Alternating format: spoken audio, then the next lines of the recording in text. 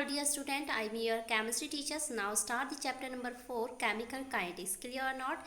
These questions are coming in previous year sections. Now you will complete. Clear or not? If you have any doubt, any problem, then you will tell me. Clear or not, my dear? Now my dear student, question numbers, next question you will start it. Now your first question is a reaction is of second order with respect to reactant. तो it means याद रखिएगा हमेशा जो rate होता है वो directly proportional concentration of reactant के होता है. अगर सेकेंड ऑर्डर रिएक्शन कहेंगे तो उसकी पावर 2 आएगी. ठीक है. How will the rate of reaction be affected if the concentration of the reactant is first time double किया, second time reduce to half किया आपने. क्लियर हो गया माय डियर स्टूडेंट? ओके ये दिल्ली 2009 में आया है. प्रीवियस सेशन के पेपर से बहुत ज़्यादा इंपॉर्टेंट इस चैप्टर से. ठीक है. सिंस रेट अगर आपके पास जीरो ऑर्डर रिएक्शन होती तो रेट इज इक्वल के ए की पावर 0 होता. ठीक है. ठीक है. आंसर में नेक्स्ट आपके पास क्या है, सिंस रेट इज इक्वल के ए की पावर 1 होती तो फर्स्ट ऑर्डर रिएक्शन होती. क्लियर. नेक्स्ट आपके पास रेट इज इक्वल के ए की पावर 2 है तो इट मीन्स आपके पास रिएक्शन क्या है, सेकेंड ऑर्डर. तो क्वेश्चन में कहा था a reaction is of second order with respect to reactant. Clear हो गया माय डियर स्टूडेंट?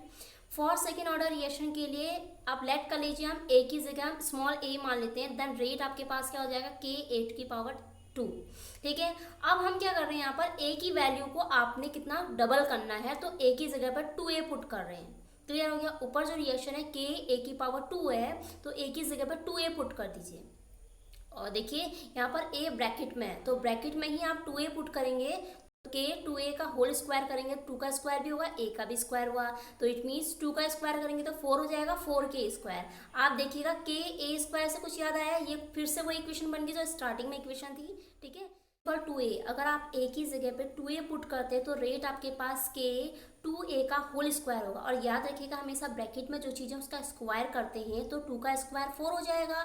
ठीक है. और a का स्क्वायर एज इट इज ऐसे आएगा तो इट मीन्स आपके पास 4 आपने अलग से आपने सेपरेट किया तो के ए स्क्वायर फिर से क्वेश्चन बन गया तो it means rate of reaction becomes 4 times your answer. Clear. You will be satisfy this answer. फिर से बताते देखिए आपके पास डबल. ठीक है. ये आपको क्या दी थी, आपको सेकेंड ऑर्डर रिएक्शन दी थी तो सिंस रेट इज इक्वल के ए की पावर 2 हो गया था आपका आंसर. ठीक है. तो ये फॉर्मूला हो गया. इस फॉर्मूले के अकॉर्डिंग सेकेंड ऑर्डर रिएक्शन के अकॉर्डिंग हमने स्मॉल ए रख दिया कैपिटल ए की जगह पे. ठीक है. कैपिटल ए की वैल्यू ए मान लिया. नेक्स्ट आपके पास रेट ऑफ रिएक्शन क्या हो जाएगा, के स्मॉल ए का स्क्वायर. अब फर्स्ट क्वेश्चन देखिए, first condition if a is equal to A, अगर हम a की जगह पर 2a पुट करते हैं तो रेट आपके पास k तो ऐसे रहेगा और a की जगह पर 2a का होल स्क्वायर हो जाएगा. क्लियर हो गया? k तो आपका एज इट इज ऐसे ही रखिएगा, 2a का होल स्क्वायर करोगे बेटा 2 का स्क्वायर 4 होता है और a का स्क्वायर हो गया तो it means rate of reaction becomes 4 times. Clear or not? तो 4ka स्क्वायर हो जाएगा. सेकेंड देखिए, if capital A is equal A by 2, इससे हमने क्वेश्चन में ही कहा था रिड्यूस टू हाफ. अगर हम रेट आपके पास ए की value A by 2 value put करते हैं तो if A is equal A by 2 put करते हैं तो रेट इज इक्वल आपके पास के ए बाई 2 का होल स्क्वायर होगा. क्योंकि आपके पास ये तो क्या सेकेंड ऑर्डर है तो के ए स्क्वायर होना चाहिए तो के तो ऐसे ही रहेगा, ए स्क्वायर की जगह आप स्मॉल ए बाई 2 का होल स्क्वायर पुट कर दोगे. तो आप याद रखिएगा तब a बाई 2 का होल स्क्वायर करेंगे तो ऊपर a स्क्वायर होगा, नीचे 2 का स्क्वायर 4 हो जाएगा. अब याद रखिएगा के स्क्वायर से कुछ याद आया क्योंकि ये तो क्वेश्चन बन गया आपके पास जो आपने स्टार्टिंग में फॉर्मूला लिखा था. ठीक है. तो इट मीन्स 1/4 को आप सेपरेट कर लोगे तो इट मीन्स आपका 1/4 आपका आंसर हो जाएगा. क्या आपको ये आंसर आया? अगर ये क्वेश्चन आपको समझ में आए ठीक है तो गुड एंड वेल. अगर नहीं आए तो बेटा आप फिर से डिस्कस करिएगा. ठीक है. टेक्स्ट मैसेज कीजिएगा या वीडियो के नीचे ही आप कमेंट सेक्शन में लिखिएगा कि ये क्वेश्चन आपको समझ में नहीं आया. Clear or not my dear student? Okay next question करें. Clear or not? Define the following order of a reaction. First one and second one is activation energy of a reaction. This is two questions. First one is order of reaction, second one is activation energy. Okay, this is a very important topic, activation energy. These questions are also coming in All India level 2009. You also know that? Okay. Start order of a reaction. Okay. Now first one is it is a sum of powers or molar concentration of reactant species in the rate equation of the reactant. You also know that in the previous section. तो it means आप पहले से ही जानते हैं कि अगर 2a plus 3b होता है in reactant side में. ठीक है. तो 2 plus 3 that is known your answer order of reaction. Clear? तो it the sum of powers or molar concentration of reactant species in the rate equation for reaction. Clear.